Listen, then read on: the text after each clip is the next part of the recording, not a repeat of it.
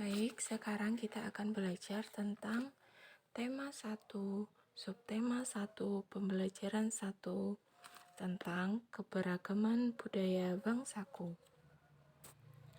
Yang pertama, kita akan belajar tentang menemukan gagasan pokok dan gagasan pendukung. Setiap paragraf memiliki gagasan pokok dan beberapa gagasan pendukung. Gagasan pokok adalah ide utama atau inti atau dasar permasalahan yang dibahas dalam suatu paragraf. Sedangkan gagasan pendukung adalah uraian atau tambahan informasi untuk gagasan pokok. Setiap paragraf hanya memiliki satu gagasan pokok yang disertai dengan beberapa gagasan pendukung. Letak gagasan pokok berada di dalam kalimat utama, sedangkan letak gagasan pendukung berada di setiap kalimat penjelas. Kalimat utama bisa terletak di awal, akhir, atau awal dan akhir sebuah paragraf. Jadi, kalian bisa menemukan gagasan pokok paragraf dengan mencermati kalimat utamanya. Sedangkan gagasan pendukung bisa kalian temukan pada kalimat penjelas dalam paragraf. Yang selanjutnya, menghargai keragaman budaya daerah.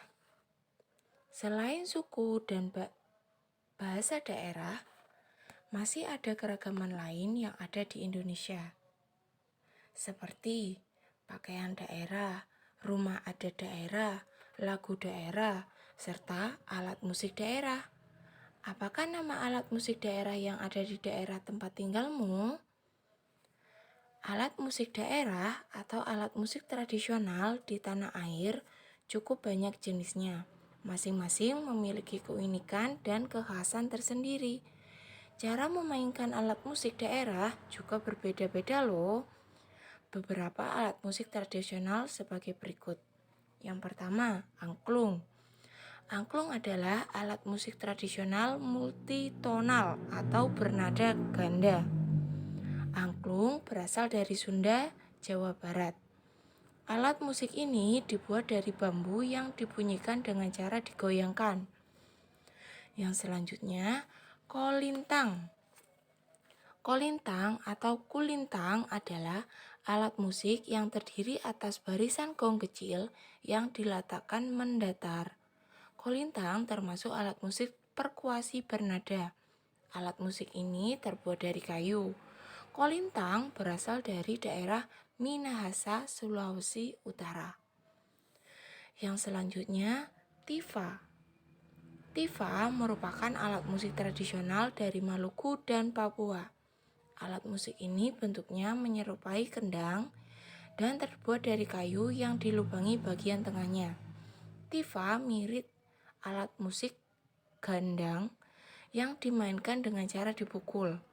Alat musik ini terbuat dari sebatang kayu yang dilubangi isinya dan ditutupi dengan kulit rusa. Yang selanjutnya, sasando. Sasando merupakan alat musik tradisional yang berasal dari Nusa Tenggara Timur. Cara memainkan sasando dengan cara dipetik. Petikan pada senar-senar sasando mengakibatkan ganjalan-ganjalan memberikan nada yang berbeda-beda. Yang terakhir, arababu.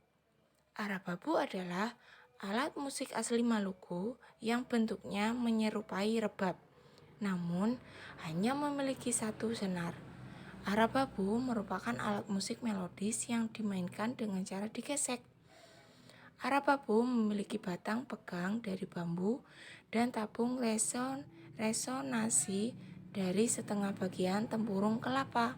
Untuk suara, arababu tidak kalah merdu dengan rebab.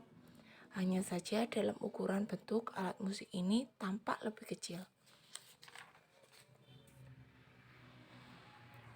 Yang selanjutnya, mengenal beragam sumber bunyi. Tuhan menganugerahi kita dengan indera pendengaran. Dengan indera tersebut, kita dapat mendengar beraneka ragam bunyi. Oleh sebab itu, kita harus selalu mensyukuri anugerah tersebut.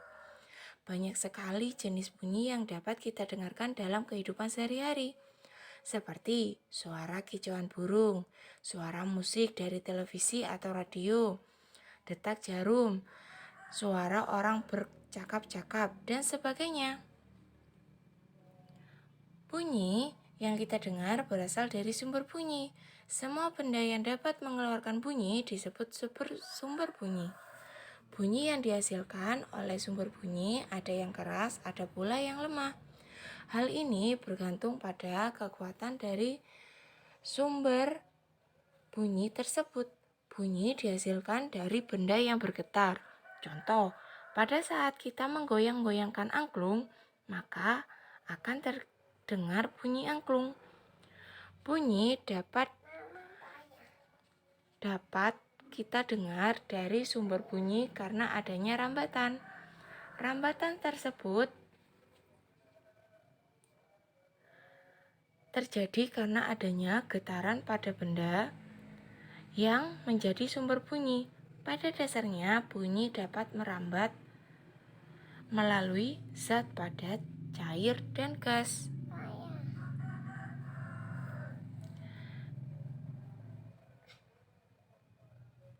Bunyi merambat melalui zat padat.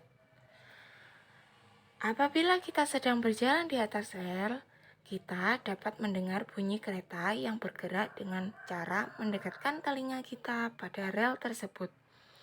Hal ini disebabkan karena bunyi kereta api tersebut mengalami perambatan melalui rel yang merupakan zat padat. Yang kedua, bunyi merambat melalui benda cair. Saat kamu menyelam di kolam renang, kamu dapat mendengar langkah temanmu yang juga berada di kolam. Hal ini menunjukkan bunyi dapat merambat melalui zat cair atau air. Yang ketiga, bunyi merambat melalui benda gas.